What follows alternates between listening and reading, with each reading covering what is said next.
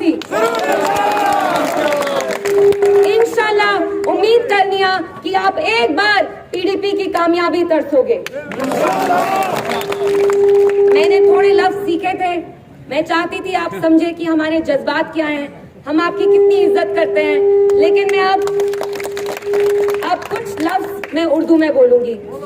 आप लोग जानते हैं मुफ्ती साहब ने पीर पंचाल के लिए कितना किया। ये दूसरी माइक, पीर पंचाल के बारे में कोई नहीं सोचता था।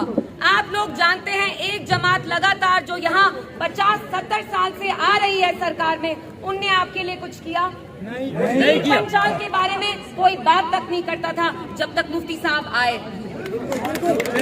मुफ्ती साहब को हर जमात, हर तंजीम, हर तबके के लोगों से प्यार था, उनने कभी भी भेदभाव नहीं किया। मुफ्ती साहब वो शख्सियत है, जब उनने पहली बार भारत का झंडा उठाया, जब उनने सियासत में कदम रखा, तो बाकी जमात के लोग उन्हें गंदी नाली का कीड़ा कहते थे, गटर का कीड़ा कहते थे। और यही जमात तब आपको रायशुमारी के बारे में बहलाती थी, फुसलाती थी। मुफ्ती साहब वो शख्सियत हैं जिनने पीर पंचाल के लिए कितना काम किया। बस 4 साल वो चीफ मिनिस्टर रहे, उसके बाद उनका इंतकाल हुआ, लेकिन उन 4 सालों में आप देखिए उनने कितना उम्दा काम किया। आपके रोड्स की हालत खस्ता है, मुफ्ती साहब ने आपको मुगल रोड दिया।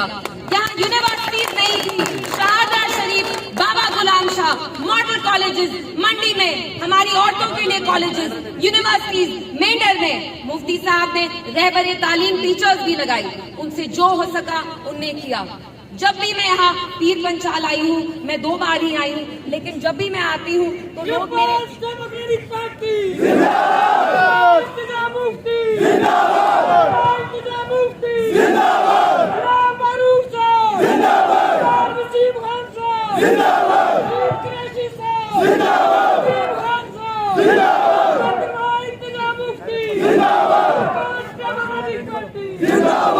जब भी मैं यहाँ आती हूँ तो मैं सच में आपको बता रही हूँ, लोग मेरे पास आके कहते हैं मुफ्ती साहब ने हमें ये दिया, ये जो आप ब्रिज देख रहे हैं, ये जो कदल देख रहे हैं, ये रोड हमें मुफ्ती साहब ने दिया। ये सच है कि नहीं?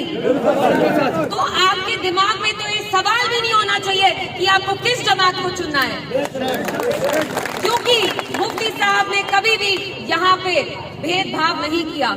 मजहब के बलबूते पे, जज्बात के बलबूते पे उनने आपसे आपका वोट कभी नहीं मांगा। उनने चाहा कि यहाँ अमन और तरक्की दोनों एक साथ हो, तभी यहाँ Poonch Rawalakot bus service start हुई कि नहीं, जिसकी वजह से बिजनेस बढ़ा, ट्रेड बढ़ा। जब मुफ्ती साहब चीफ मिनिस्टर थे तो वाकई में पीर पंचाल आगे था। इसे जब मैं यहाँ प्रचार करती हूँ मुझे अजीब लगता है, क्योंकि ये चीजें तो आपके सामने हैं। आप देखते हैं कुछ जमातें हैं जो बरादरी के नाम पे आपसे आपका वोट छीनना चाहती हैं। क्या आप उनको वोट देंगे? ये वही जमात है जो कहती है कि हमारे कुछ तबके जिनके नाम पे बरादरी का वोट लेती है, ये बिकाऊ है। मैं उस कम्युनिटी, उस तबके से पूछना चाहती हूँ, क्या आप बिकाऊ हैं? क्या आप इस जमात को अपना वोट देंगे? महबूबा जी इस शख्सियत की बेटी हैं, तो वो कैसी होंगी? महबूबा जी का दामन साफ है, वो नेक है, उनकी नियत साफ है। एक बात,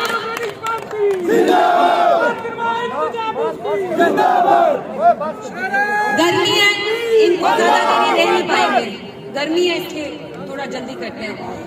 महबूबा जी उस शख्सियत की बेटी है, और आप लोग जानते हैं जब आप लोग 25 साल पहले एक तरफ से टास्क फोर्स का डर, एक तरफ से कोटा, एक तरफ से इरफान, दूसरी तरफ से आमी, आपको आपकी इज्जत वापस किसने दी? उस जमात का नाम है पीपल्स डेमोक्रेटिक पार्टी, और ये पार्टी मुफ्ती साहब ने और महबूबा जी ने खून पसीने से बनाई, दिन रात एक करके बनाई। मैं 9 साल की थी जब महबूबा जी ने पहली बार सियासत में कदम रखा, और मुझे बुरा लगता था क्योंकि मेरी मदर मुझे छोड़ के घंटों जाती थी, मुझे पता भी नहीं होता था। उस वक्त मुझे महबूबा जी ने बोला, पहला हक अब लोगों का मेरे पे है, पहले मैं इनकी लीडर हूँ, फिर मैं आपकी माँ हूँ। और 25 साल पहले मैंने आपको अपनी अमानत हाथ में सौंपाई।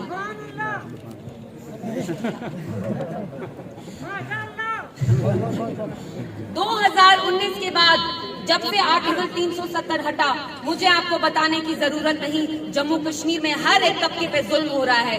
दिल्ली में जो मरकजी सरकार बैठी है वो भेदभाव नहीं करती। जब जुल्म की बात आती है वो हर एक मुसलमान पे, जम्मू कश्मीर में हर एक जो रहता है, वो हिंदू पंडित भी हो, सिख भी हो, उन पे अत्याचार, उन पे जुल्म करना चाहती है।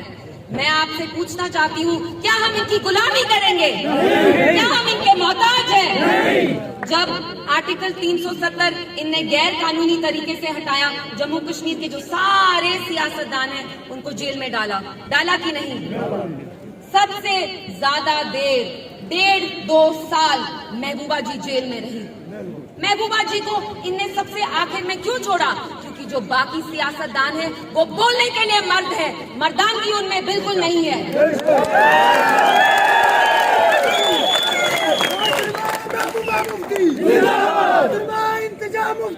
अगर जम्मू कश्मीर की सियासत में कोई आदमी है, आखिरी और पहली आदमी, वो एक औरत है और उनका नाम है महबूबा मुफ्ती साहिबा। और जब बाकियों को छोड़ने की बात आई तो मरकजी सरकार ने बोला छोड़ दो 370, हम आपकी तरक्की करेंगे। जो बाकी सियासत के जमात के लीडर्स हैं उन्होंने कहा ठीक है चलो, हम बस स्टेटहुड और इलेक्शंस के बारे में बात करेंगे। जुगलबंदी जिसको कहते हैं ना, जब तबला कोई बजाता और हारमोनियम, आप समझिए बीजेपी और यहाँ की बाकी जमातों में जुगलबंदी हो गई। लेकिन महबूबा जी ने इनको कहा मुझे आपकी शर्त मंजूर नहीं है, आपको मुझे दिन, महीने, साल जेल में रखना है, आप रखो। लेकिन आर्टिकल 370 हमारा आईन, हमारा कानून, हमारा झंडा, हमारी इज्जत का सवाल है। ये कोई भीख नहीं है जो आपने जम्मू कश्मीर, ये हमारा हक है। और उसके बाद क्या हुआ? वही जमात को इनने टुकड़ों टुकड़ों में तोड़ा।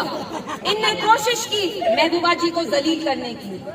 जहां मुफ्ती साहब को हमने दफनाया है, बीजेपी वहां तक चली गई। बताओ कब्र के पैसे कहां से आए? वो कुछ ताजमहल नहीं है, सिंपल वहां लकड़ी का स्ट्रक्चर बना है। मुफ्ती साहब सादगी पसंद करते थे, हमने उनकी कब्र पे इतने पैसे भी खर्च नहीं किए। Shem Shem Shem! ये वो मुफ्ती साहब है जिनने हिंदुस्तान का दामन तब थामा जब यहाँ बाकी जमातें रायशुमारी के बारे में लोगों को बहलाती थी, फुसलाती थी। लेकिन मुफ्ती साहब ने हमेशा सच का साथ लिया। दिल्ली में भी वो एक चीज कहते थे, जम्मू कश्मीर में भी एक चीज कहते थे। वो कहते थे कि हमारा मुस्तकबिल हिंदुस्तान के साथ है, जम्मू कश्मीर हिंदुस्तान का हिस्सा है।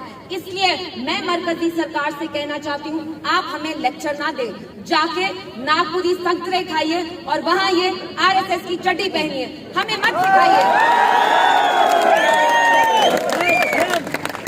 लेकिन आज मैं यहाँ से आपसे कुछ मांगने आई हूँ और वो बहुत नायाब चीज है। 2019 के बाद ये हमसे सब कुछ छीनना चाहते हैं, हमारी इज्जत, हमारा वकार, हमारे वसाइल, हमारी जमीन, हमारी नौकरियां और अब हमारा वोट। आप जानते हैं अनंतनाग में इलेक्शन 7 मई को वोटिंग होने वाली थी, इनने डिले क्यों किया? क्यों किया? डर गए क्योंकि इनको पता है महबूबा जी ये सीट जीतेंगी और पार्लियामेंट में शेरनी की तरह उनकी आवाज गूंजेंगी और 5 मिनट में हम इनकी छुट्टी करेंगे, 5 मिनट में। लेकिन मैं आपसे यहाँ आपका वोट ना बरादरी के नाम पे मांगूंगी और ना किसी और गलत चीज पे। बरादरी की बुनियाद पे मैं आपसे आपका वोट नहीं मांगूंगी, मैं काम की बुनियाद पे आपसे आपका वोट मांगूंगी।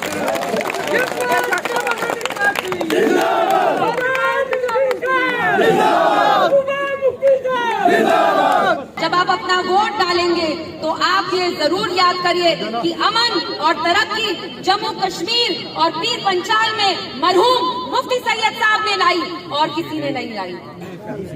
जो बाकी जमातें हैं वो चाहती हैं आप आपस में लड़े, वो चाहती हैं एक तबका दूसरे के साथ लड़े।